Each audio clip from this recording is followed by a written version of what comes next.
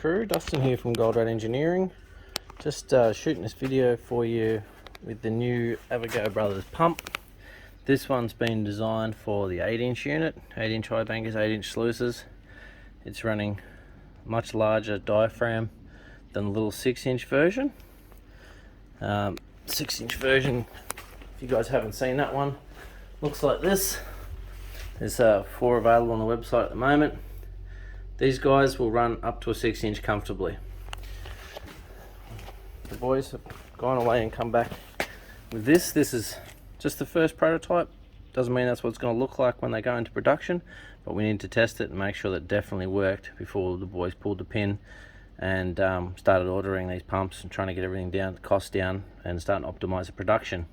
So this one has a double spring, more tension. It's 40mm inlet and outlet. I tried running this straight to an 8-inch using the existing 32mm fixtures, and that was too restrictive. It probably restricted it by 2/3, was quite significant. So what I've done here, I mucked around with a couple of different spray bar options. What I ended up doing was going from 40mm to 50mm, created this water reservoir, and then I've made this pattern to jet material, basically where I'm going to be dumping it and continuing to add flow with some little sharp jets as well to break material up. This seems to be working the best. Just give me a second there, just wedge that back in. Now I've taken the classification tray off here so that we can you can see better how the water's flowing and the cells are active. This is a open cell standard dream mat which I've cut down to fit into this is a modified 888 sluice with a header box and a flare kit.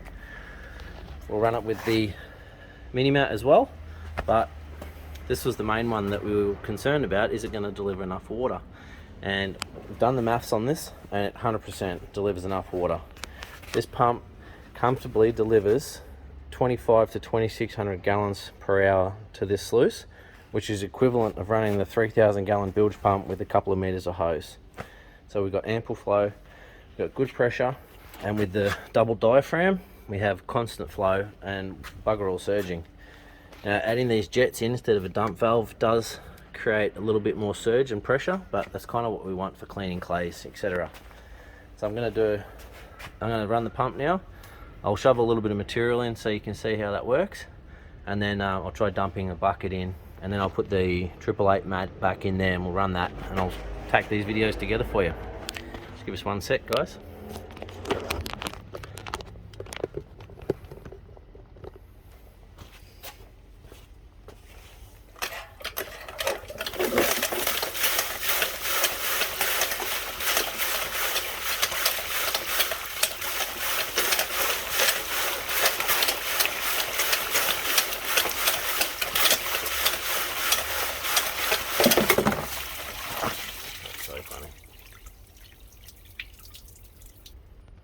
I had to stop the video there because I actually blew the spray bars off with the pressure. So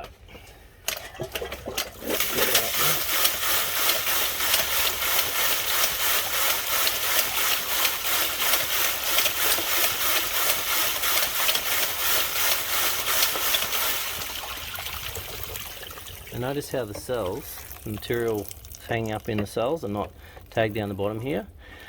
When we switch off, water drops down, pulls up, a little bit of material comes out of the cells.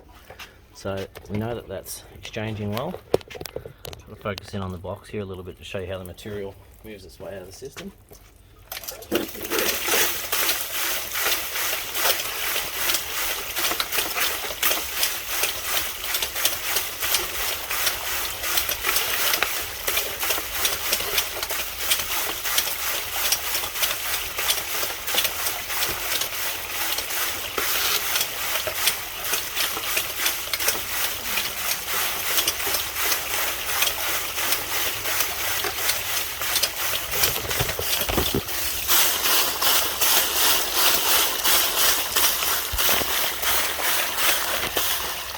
Now, I get our classification tray, which is over here.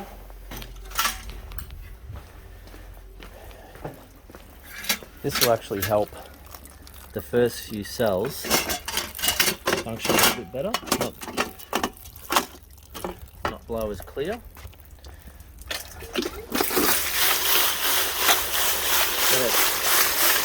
the water pool, and it's taking a little bit of that impact off the first row.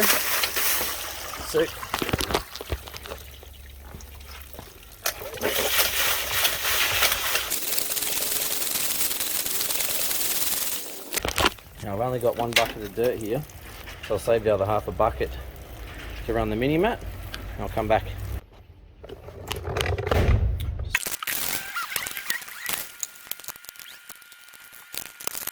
Alright.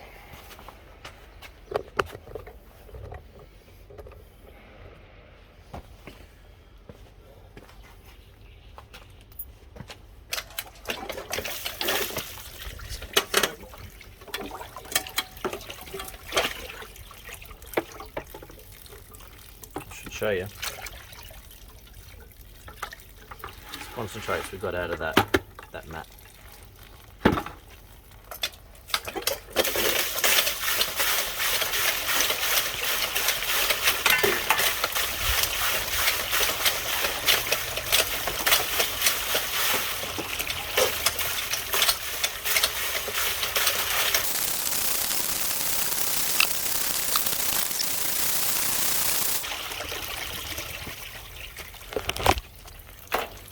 Now, I'm not going to lie to you, this one's a lot harder work than the 6-inch. I'm breaking a bit of a sweat, but I don't mind that. So, get this guy out of the way. So I think by positioning the larger holes further up in here, we'd be able to get a lot more of this material to move. I think I'd put another jet in there.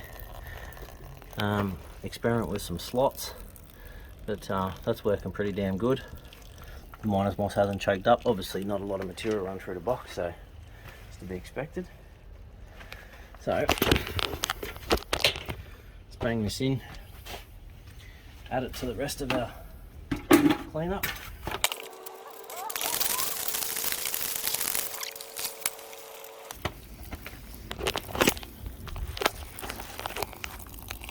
Oh, you see a little lead shot there. More lead, more lead. I don't actually know what was in these buckets, to be honest. Lots of lead. Lots of lead.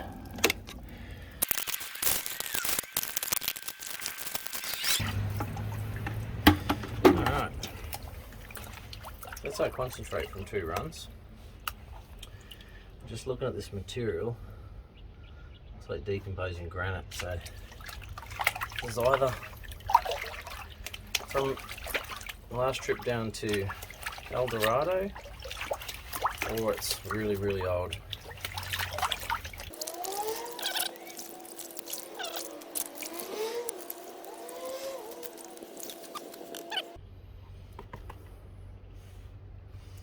I'm not sure if you can see that. There's a fat wad of black sand, some gold in there. I'll see if I can pan it down a little bit better. So my camera skills. I'd be comfortable running multiple buckets through that system with any of our 8-inch highbankers or 8-inch power sluice. It's just a matter of us working out how to run the plumbing, you know, how to make these adapt into our existing systems to make it easy for you guys, so you can just bang it straight onto a box. So I want to put my thinking cap on and work that out. But in the meantime, this seemed to work really well. I did run a 40mm elbow and just pushing straight down, and I found that surged the material quite aggressively. This seems to be working really well. Just need to play around with hole placement. I think I'd probably do maybe 6 up here alternating, and then a series of really small ones along the front here as material's moving forward to get a little bit more blast pressure on them. But pretty happy, guys. We've tested it with both the mini cell and the full cell, and that pump can definitely handle that.